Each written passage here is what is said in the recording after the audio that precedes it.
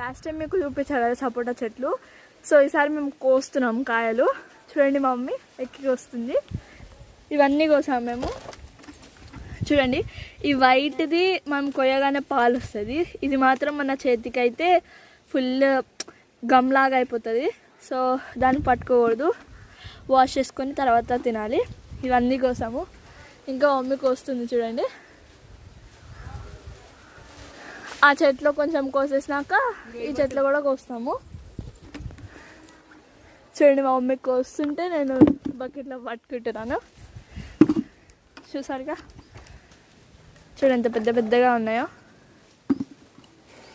చూడండి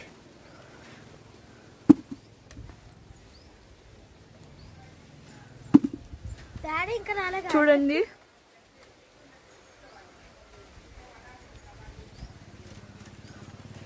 okay everyone, bye. నేను మళ్ళీ కొన్ని వీడియోస్తో మీ ముందుకు వస్తాను. Please like, share and subscribe to our channel.